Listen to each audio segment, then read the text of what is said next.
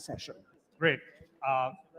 Thank you very much. And let me first start off by saying it was an incredibly energizing morning, Chandra, and to just hear the tremendous momentum that exists with all of the recommendations was particularly gratifying.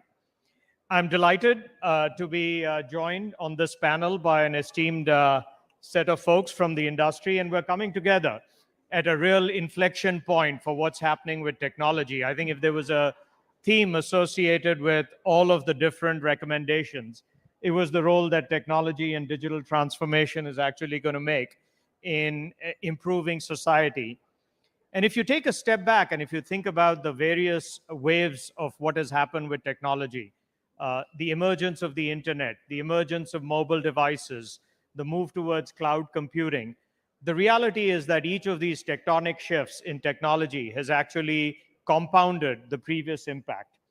I think all of us on the panel would agree that artificial intelligence actually has the ability to further enhance and to further improve on all of the other building blocks that have been done thus far. And for me, the way I'd like to describe a little bit of the potential of what happens with AI is to really just think about if you could have the ability to have a personalized tutor so that education as we know it could be transformed. If you had the ability to have healthcare on a mobile device so that you could get personalized medicine to the way that you want. If you had the ability to make financial inclusion, which was again a big theme of the discussion earlier, available through the hundreds of millions of people. And if you had the ability to ensure that governments could engage with citizens, I think that is the opportunity that AI really presents. But I think in conjunction with the opportunities, there's certainly a lot of conversation about what the potential risks are associated with it. And we'll touch on issues of trust, issues of inclusion, and issues of privacy when we talk about what's happening as well with artificial intelligence. I don't know how these don't seem to move, but if I could move to the next slide. Perfect. Okay. So with that, let me actually take the time to introduce the esteemed panelists that exist here today, and maybe to touch a little bit clearly on what each of these companies are doing at the forefront of AI. I mean, it's incredibly clear that the innovations that the Tata Group is driving across human resources, supply chain, marketing, travel and hospitality, and customer care, AI is certainly at the hub and the center of everything, and it's a pleasure to have Chandra here with us. One of the things that I wanted to do was introduce each of the panelists with something that each of you may not know. And clearly, I think, Chandra, you've been trained for this as a result of the over 17 marathons and 40 half marathons that you've done. So welcome to the panel. With Microsoft, Microsoft's clearly been at the forefront of AI when you think about their advances in cloud computing with Azure, when you think about what's happening with things that have now become vernacular for the industry, terms like Copilot, and what you've done with innovating around source code with GitHub, and clearly Bing Chat and the immense success that Bing Chat has had. Those are really also about harnessing the power of productivity. And we're thrilled to have Brad Smith with us. And Brad's claim to fame is not just that he is incredibly proficient about matters of trust, matters of privacy, but very early in his career, Brad actually insisted that when he joined a law firm, that they gave him a PC, demonstrating that he was both a great lawyer in terms of what he had in his contract, but also really understanding that the profound impact that PCs would have on civilization. So thank you for joining us, Brad.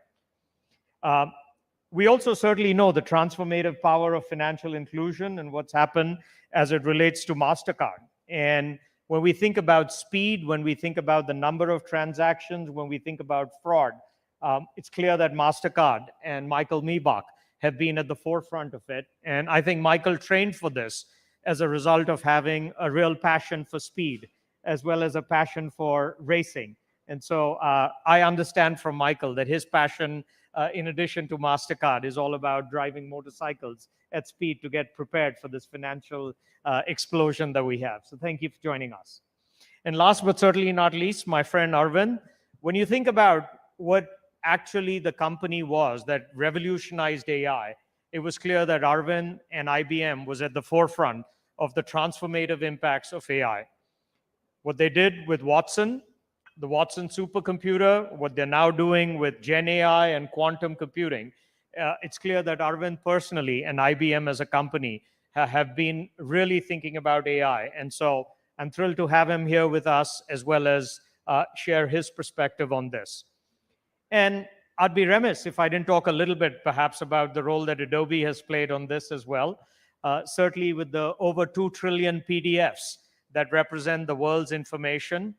We recently introduced our own generative AI capabilities called Firefly, and we've had over 1 billion generations. And our mission is to enable anybody who has a story to tell that story through creativity. So in a small way, we're happy and pleased to be playing our role as well as in this. So before I turn it over and have every one of the panelists talk a little bit about their ideas of AI, the opportunities, I just wanted to reiterate some of the big numbers that I think you've already heard from Amitabh and others. The one that's staggering for me is that 46% of the worldwide real-time digital payments are happening in this country. That is an absolute mind-boggling number. And the fact that we have 1 billion people with Aadhaar cards and 850 million smartphone and internet users, I think just represents a massive opportunity for this country to be at the forefront of AI. So some staggering numbers. But with that, let me invite Chandra maybe to just start off and talk about AI opportunities and challenges. Thank you, Shantanu. Absolutely exciting to be part of this panel.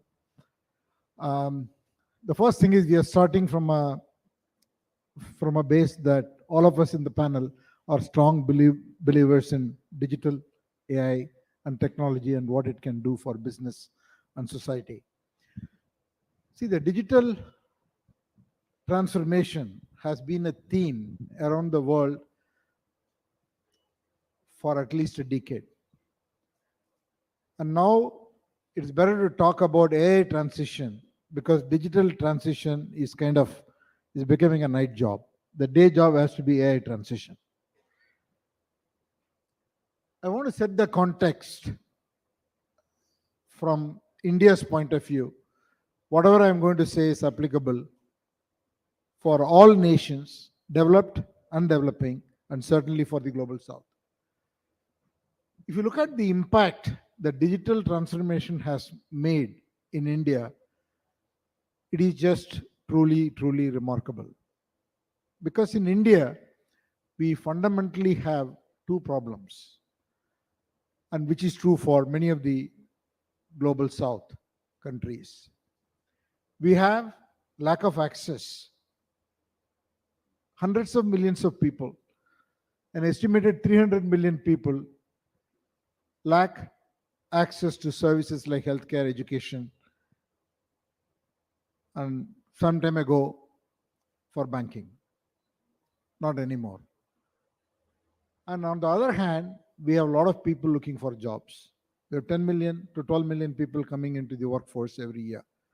100 million people coming to the workforce this decade. So we've got to solve both problems. These cannot be solved by going around and creating hard infrastructures. First is you need a lot of money. More importantly, you need a lot of time. We don't have the time to do it. So the only way to solve this problem is by adopting technology, and adopting technology at a pace and scale that has never been done before. What have we done in the last 10 years? India has put in a digital infrastructure which is so unique that we could deliver public services at a remarkable scale and with ease. We loosely call it the India stack. What is this India stack? First, we have a unique identifier, digital identifier for everybody, all citizens. Second, we have a payment system which has completely transformed the way we operate, we live. Not a single day goes where we don't look for a couple of OTPs. None of us carry cash. Even a street vendor, when I go for the morning runs, we want to have a coconut water from a street vendor. He doesn't have time to accept money. He says, sir, phone pay karenge, Google pay karenge. So this is the normal language in the country. The third element is we've been able to create a secure infrastructure where the consent is given digitally on the fly for the transaction.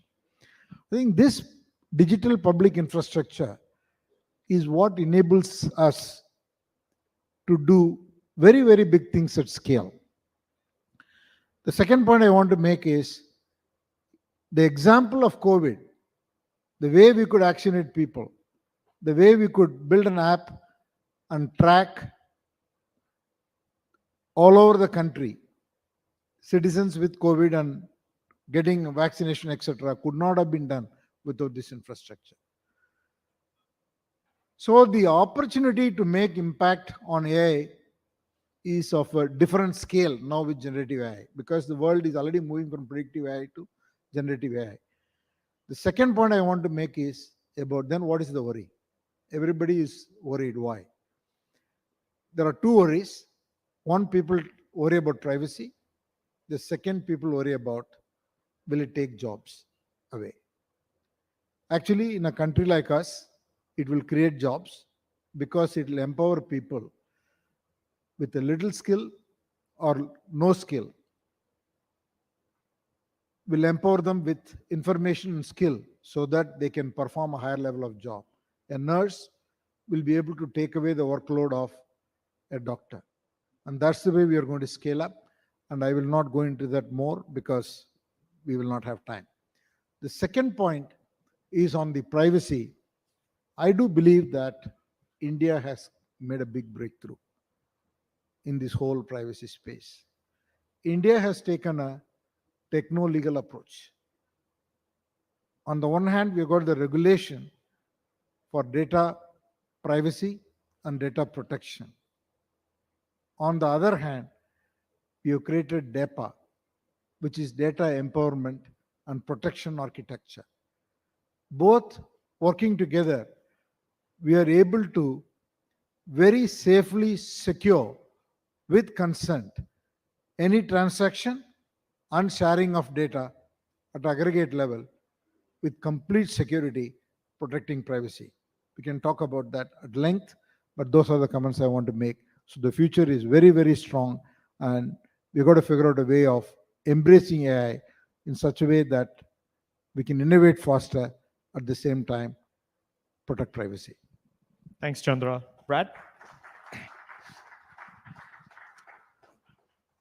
I think this is a year that is historically important in the development of technology.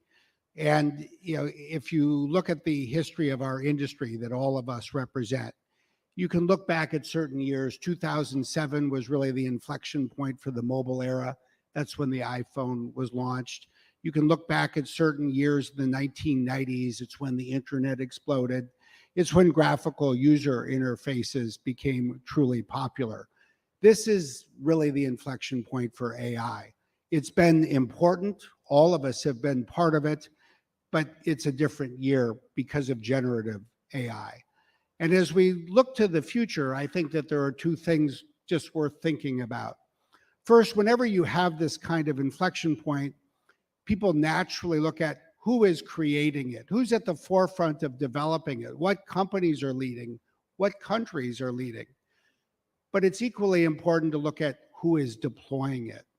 Where is technology being diffused? And I think especially at a national level, that is going to become extraordinarily important. I think we'll talk more about it. And then there's one other aspect as well, and I think it's a natural topic in 2023. Wherever I go, people say, let's not make the same mistake we made with social media. Of course, it helps if you can then talk about, well, what is the mistake we're talking about? And I think it's fair to say that everybody, not just the companies that were involved in, say, the biggest social media sites, perhaps became a little too euphoric about all of the good things that social media would bring to the world, and there have been many, without thinking about the risks as well. Just 10 years ago, people were talking about what social media was bringing to the Arab Spring. It was the future of democracy. And yet 3 years later in the United States, in the 2016 presidential election, it had become a very different side of the future of democracy. And so I think we need to be clear-eyed. We need to be excited about the opportunities, but thoughtful, perhaps even concerned about the downside. And we need to construct guardrails from the outset, both as an industry and as companies and as government and as countries. Thanks, Brad. And I think we'll come back to some of those questions later. Michael, maybe I'll ask you to say a few words. Yeah, thank you, Shantanu.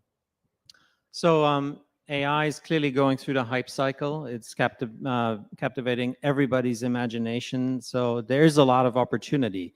I was intrigued by Chandra's comments, what AI could do to further accelerate the digital transformation of India. Everything that we heard from the various B20 task force, if you think what AI could do to put those in place even more effectively. So the opportunities are tremendous.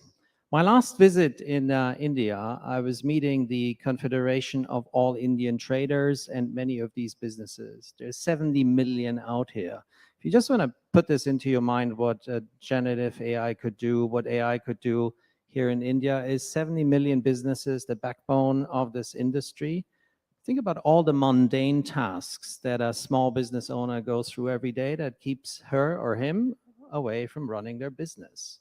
It's a pretty simple idea of having your digital CFO as a small business, whatever it is, to actually focus on what you're trying to do. So we can be very excited. But to Brad's point, as a company that deals in trust, that deals in safety and security, our focus in generative AI has always been on making payment transactions safe and secure. Now, when you think about safety and security, you wonder how safe and secure is some of the deployments that we're seeing in AI. And I think this is where we need to balance the excitement about what this technology could do for us with the risks that are out there, as Brad just put it. So I think for that, we have a conversation to be had here on the stage. Where's the regulator on this? Where are frameworks on this? What is the role between public and private sector? Which brings us right back how important something like B20 is. Chandra, your leadership and brokering that dialogue so that naturally regulation will be behind, but it shouldn't slow us down because we need this technology and we need it quick. So what practical frameworks can we put together to leave Delhi with some ideas on how to make most use of AI out there? And I think that's the way forward for us. Thanks, Michael. As I said earlier, I think the company that was at the forefront of this was IBM. One perhaps less known fact about Arvind was that when he was growing up in India, he had certain animals as pets, including a tiger that he called Cheetah at home. And so I think we have a tiger by the tail here, Arvind. Maybe your thoughts on AI? Thank you. Thank you, Sean. Look, a number of my colleagues here spoke about the exponential nature of technologies. Let's be clear. Let's put a number on it. AI is expected to produce 4.4 trillion annually by 2030. That's not just my estimate. I think one of them is by McKinsey, another one is by PwC. I think EY did their own estimate. So 4.4 trillion. In the context of the numbers we heard this morning, Amitabh talked about 4.5 trillion, I think. Somebody else, if you go to green transition, that I think is 7 trillion. So 4.5 trillion is significant on an annual basis of what it can provide. Now, we have to build upon what there is. So if you listen to both what Shantanu said and what Chandra said, you need a digital infrastructure in place. Once you have it, what is it that AI can do? And for a moment, speaking as a non-technologist, it is going to take on certain low-level cognitive tasks and be able to amplify them and do them. So when you can do that, you make everyone more productive. As you make people more productive, in effect, you have more workers. If you have more workers, then you're actually generating more capita GDP in each nation. So as we go back to the very beginning of B20 about inclusion, then that is a way to make the GDP grow faster across all of these countries. And our goal should all be, how do we make secure and accountable AI that can go benefit the productivity of enterprises and governments, to talk about some of the use cases that everyone here spoke on. Maybe I'll start with you then, Arvind, as well. I mean, certainly this entire forum is about B20 in conjunction with the G20. And as it relates to maybe the competitiveness of countries and demographics, maybe you can touch a little bit about, what's the role of changing demographics? How does a country sort of focus on the adoption of AI? And which countries, I will put you on the spot, will lead this revolution? So, look, I love my friend Amitabh, but I'll actually slightly disagree with him. I think the growth is going to happen everywhere, not just in the global south. Because actually, if you go to global free trade, you're going to get a benefit. But the demographic point, developing countries have all now got decreasing working age populations. That's not a prediction, it's just fact when you go read the statistics. Japan, China, Italy, most of Western Europe, the United States, all of them have decreasing working age population.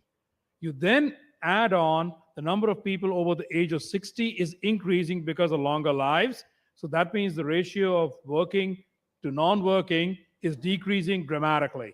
So how do you augment the need for labor is only one answer. So then you get to what is the role the global south plays. And let's separate the invention of a technology from the deployment of a technology. The deployment of a technology, I think Brad made that point on deployment, is going to happen from the global south, as we have already seen with the incredible services industry that has woken up in India. That is where I believe the initial focus should be in the south, not just to provide it for their own countries, but to provide it for the globe at large, because these workers are missing everywhere else. And so the play into the demographic need of the world. More than half the world has decreasing working age people. Jobs are really hard to fill across those places. Fill them from here. It's a technology provided on a digital infrastructure, which means it can appear where needed. And by the way, you do not need extremely deep skills for the deployment. The deployment can be done with the skills that are present with a little bit of training. Thanks, Arvind. When you think about AI, actually, and if you have a stack, most people would say what AI is the computer's ability to, if you give it a set of inputs, to give you an answer. And computers are really great at pattern matching. What has exploded is the amount of data that's now there. So maybe for the businesses in the audience, Michael, with all this insight that's coming up, how do businesses think about how do they take advantage of AI to get insights? And how do you, make sense of all the data that people are collecting? Right. Shantanu, before we go there, I just can't help but be reminded, thinking about what Arvind just said. If we recall the conversation around vaccines, where did vaccines first go? Where they were produced and where they're thought of. And I think that is what we should avoid when it comes to AI. It has to be everywhere where it's needed from the outset. So just a thought, I think there's a learning there. On how do businesses prepare, I want to take you into our boardroom. The question you just asked me is what my directors ask me. And I think everybody's worried about that we might overlook something, we might be too slow. I had a view that I see in our boardroom, and I see from many of my colleagues across our industry in payments and beyond, is the immediate set of use cases here is improve efficiency and effectiveness. So tools around better speed to work, better customer service. What is today's business model that can be tuned with this technology? So I think that's near term pretty clear. Coding, we're all in technology somehow. The effectiveness of coding, 20-30% is at least in there. To the point of demographics, even Gen AI will affect the workforce as well. So something to consider. But is that all that exciting? It could be very exciting for the analysts. So when we have this conversation with the investor base, they ask about that and see how is this going to affect your margin and so forth. What I'm personally more excited about where it's going to go from there on. I talked about this use case earlier on potentially helping small business. But think in the context of what a company like us does. We power the digital economy. A lot of that is retail and commerce, which is the core of global consumption. And think about what we do. Last time you booked a trip. So you booked a trip and you spend a weekend trying to figure out where to go and what is the best insight, local knowledge and so forth. And you go into your mileage account and you book your plans, your transfers, and it takes you 2 days and your family is still not happy with what you pulled together. This could be done with a digital shopping assistant and travel booking. That is what Jen and I can do to many of the industries that we deal with. But what's the time frame of that? Is that going to happen at the same time frame that some of this efficiency and effectiveness use cases? Nope. I think we're thinking this is 2, 3, 4, 5 years out. What's going to happen in 7 to 10 years? Who knows? Whatever I would say now will be anyway wrong. So I think effectiveness first and use cases that tune, complex experiences and just draw on the data that's out there in a much quicker way, with consumer permission and consent. And I think that's the last part here. Everything just I said, in the end, it comes down to data privacy and control, transparency, and so forth. Thanks, Michael. I think, Brad, the title is appropriately starts with opportunities. And the G20 clearly is this broad spectrum of countries. So maybe, we wouldn't be doing our jobs if we weren't believers in the benefits. So maybe a little bit about what benefits will this bring to citizens of the G20 countries? It's a great question. And of course, it is why we do what we do, all of us. That's why we're so excited to work on technology. And I think there's a couple of different ways to think about this. One thing is, what are the parts of the economy or everyday life that AI will transform, that it will improve? Almost anything that involves data. Obviously, AI is just an indispensable tool. You can take something like pancreatic cancer. It is difficult for doctors to detect. AI is very good at detecting patterns within data. It's already helping doctors detect it earlier. You think about it, this example of a tutor. I was in Korea. The Korean Minister of Education is focused on creating not just digital textbooks, but digital textbooks with AI tutors. You take something like math, how it can help a student. I think it can help a parent who's trying to help a student remember all the math we've long since forgotten to help our kids learn math better. But I think in the context of the G20, you hit the nail on the head. There's enormous diversity. The demographic diversity is extraordinary. And to think about the fact that India will represent 1 out of every 6 people in the world, but 1 out of every 4 who is between the ages of 20 and 64, in other words, working age, it will be the people of India and Africa and other countries of the global South that will need to add to the productivity even of the OECD members in the global North. But I think the other thing just worth reflecting on is this. In some ways, generative AI is even more powerful in a country that speaks many languages, because it is such a powerful tool to help people communicate, to access information, to move it from one language to another. It's an extraordinary tool even for people who are not yet literate, where we haven't yet attained, say, almost 100% literacy. Because give people a phone and the ability to talk into it, they can ask questions, they can get answers, they can access public services. And finally, think about the skills gap. Today, for every 14 data scientists in Europe, there's only 1 in Africa. And most of the data that a data scientist in Africa would want to access is most likely to be in English.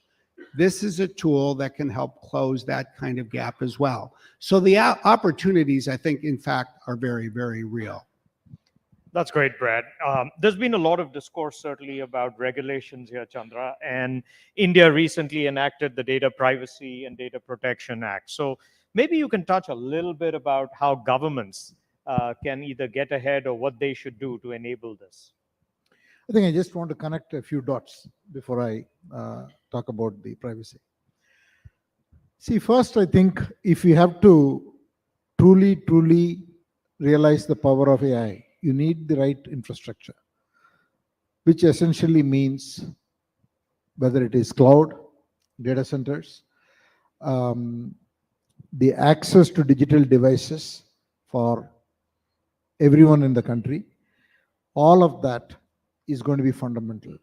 Once that infrastructure is there, what we will do is enable the empowerment of businesses and society at large to be able to make that impact that we are talking about. Now, the way it will play out in different markets and different segments of the society will be different. We talk about a country like India, we say that hundreds of millions of people have to have access. We have proved it with the Jan Dhan Yojana that every citizen can have a bank account. The moment that becomes available, what we are forgetting to notice is hundreds of millions of people, additional 250 to 300 million people are coming into the market. They have access to information. They have access to goods and services. In their own way, they start consuming. It just multiplies the whole GDP to a different level. And then their per capita income goes up, and we will see the benefit for a very, very long time. On the other hand, we talk about aging economies. The aging economies are also going to face longevity because the medical science is advancing. And all these people have to be taken care. And they don't have enough human resources to provide the kind of service that needed to be provided to support these people once they get aged. Again, AI will come in handy and play a very, very important role because vast majority of the things that need to be taken care can be done by AI. So the benefits are going to be different to different segments and in different markets. But everywhere it's going to create jobs. It's going to empower people to do higher levels of jobs. In markets where there are no people, it's going to substitute for human beings and provide the service that is expected. So it's so important to allow this innovation. And in order to allow this innovation, we need proper regulation and have the ability to build private applications on top of the public infrastructure. That is what has happened in India. India, the legal framework has come up with this Data Privacy and Data Protection Act, which provides the legal requirement. The DAPA is the technology architecture that provides data empowerment and protection architecture. What it does is it creates the necessary public infrastructure architecture on which you can build private applications. And it has got digital consent completely embedded. So any sharing can be done at the aggregate level with the proper consent. So it is a fantastic breakthrough, I feel, because it is very different from the traditional approach of over-engineering the laws and regulatory framework, which is totally punitive. So you'll come up with laws where there is a violation, the legal recourse will be a very strong set of damages. But in a country like India, you cannot put such large damages because there is no way that people will pay. So the better way is to integrate a technology architecture with the legal framework, and that's what India has done. It is something to be studied and championed outside India.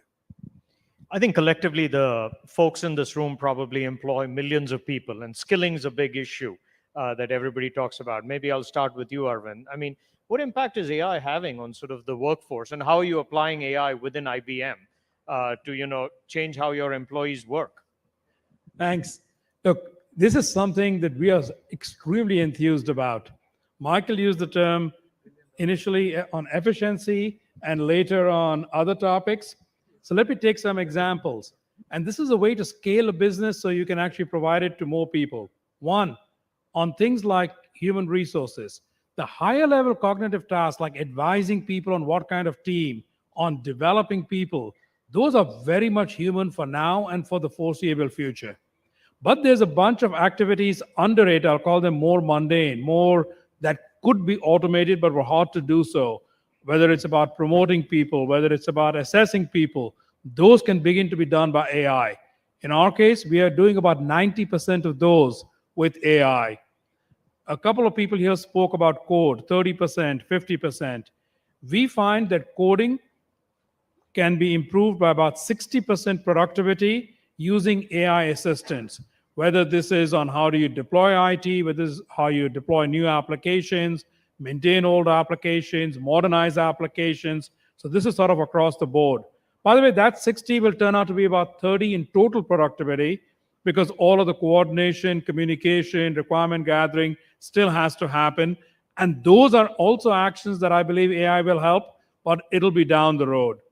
When you kind of put that all together, so first to answer Shantanu's questions explicitly inside IBM, we think about 20% of the total activity, which is around these, I'll call them lower order cognitive works. About 30% of that can be easily made more productive with AI. By the way, that frees up those people to do more value-adding work. It's not that there aren't jobs, because if you have more productivity, you can actually access way more clients because you can provide things at a lower cost point. So on the reskilling point, the vast majority of this does not need people deeply skilled in computer science. The actual invention of the foundation models, the large language models, building together the computer infrastructure, that does need people with those incredible skills. And we are happy to have them, but we don't need everyone else. The examples I talked about, the HR work was done by our HR team. They're not computer science experts, but they're domain experts who could bring their domain expertise to simple tools to go ahead and deploy it. So we find that there is a reskilling going on. We just finished a 2-week challenge inside the company where for us 160,000 people played around, in this case on our own tools on these technologies, and they got pretty proficient after about 2 or 3 days. So the amount of skilling it takes is for people who are curious, and you can come from a domain expertise side, and then for the few, you come from a physics or math background or computer science, of course, in order to progress the technology. So that's sort of the two sides, and I would highly urge everyone, don't be afraid of it. Jump on, and within a week, you'll find yourself being able to get proficient about deploying it. Thanks, Arvind. I have the unenviable task that I was told about making sure that because this panel is between us and lunch, that we bring this back on schedule, which we will. We are the AI panel after all. Regulation. Let's touch a little on regulation. Brad and Michael, maybe I'll have what frameworks, what should we be doing, maybe the potential risks. Let's start with Michael and then go to Brad.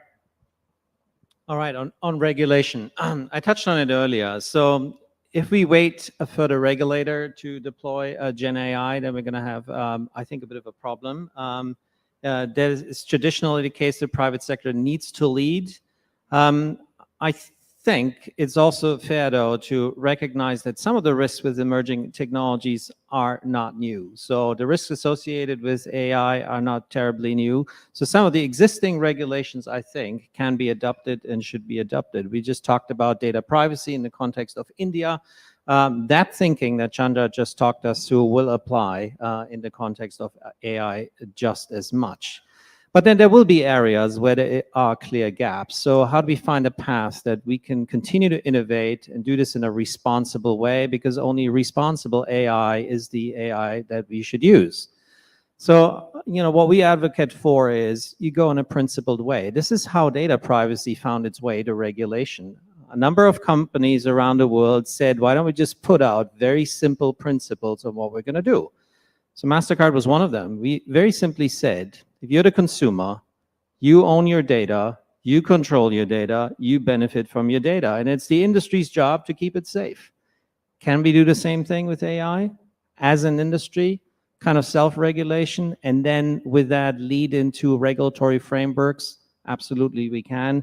And I think some of the principles that I think we should be looking for, if you think about the risks associated with AI, people don't know in certain instances if AI will be used. Is what you're looking at AI-generated content, yes or no? So transparency would be a very good principle in the context of AI.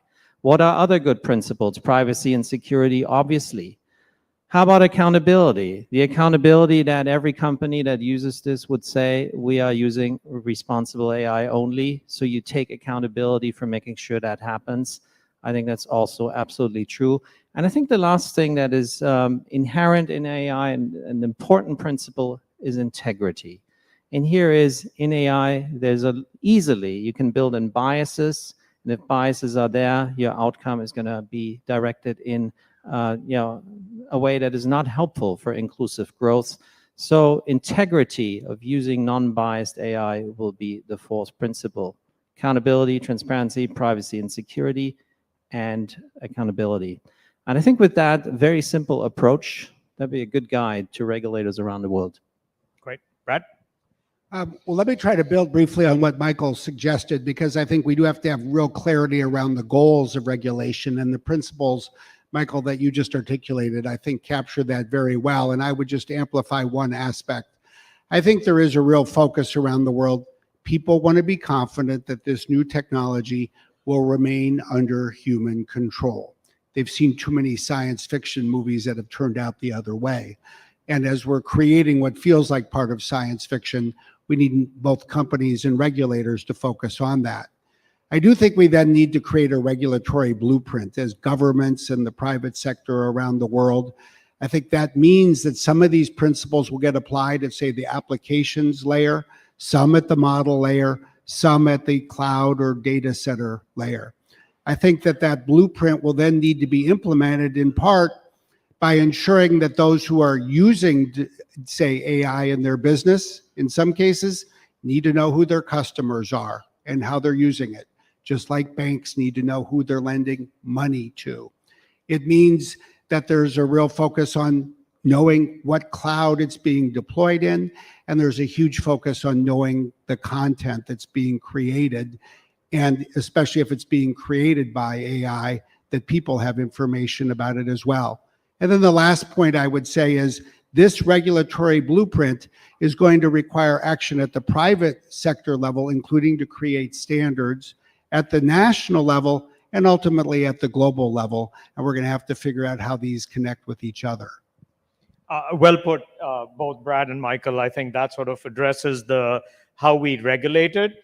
Let's end, and maybe I'll go and ask everybody the same question. What's the one thing you're most excited about as it relates to the implication of AI for this audience in terms of how they should think about it? Arvind, I'll start with you. Mike. I think for this audience, I would tell you, how do you go get your 2 to 3 to 4% more productivity, which can then turn into free cash, which you can then turn to grow your companies or governments faster? When I say governments, I mean the economies of the nations. That's what I'm most excited about. We haven't had anything like this since semiconductors got invented. I would say the thing I personally found most exciting is the ability to use, I'll say, one of our own products, something like Bing Chat. Ultimately, I think success in life is not by having more answers, but by asking more questions. And when you can ask a question and get an answer faster, you find that you then ask the next question. That's how you really advance curiosity. I think for me, the biggest is the impact it can make on society by solving the problems which are very, very hard to solve. Michael? I think that's it. We're facing tremendous issues across the globe, from climate change to many others that we have talked about. I think it's the unlock that we need. Word just a different way, tremendous opportunity coming out of Gen AI as an unlock for a path to prosperity for literally everyone. And for me, growing up in this country, when you thought about what provided opportunity for everybody, it used to be reading, writing, and arithmetic. I believe that digital literacy today is the great equalizer, it's the great enabler, and AI is at the forefront of that. And so embrace it. I think they are, issues that we will all have to, in a transparent, ethical, with integrity way, deal with it. But I think the opportunities are tremendous. And for every person who has the ability and access to AI right now to be more creative, to be more productive, to be more efficient, and to create a better society, I think the opportunities are amazing. So please join me in thanking these panelists for the engaging discussion. Thank you very much, Mr. Narayan. We've got 45 seconds on the clock that you finished early. Thank you very much. We'd like to now request you to please present small tokens of appreciation to your panelists.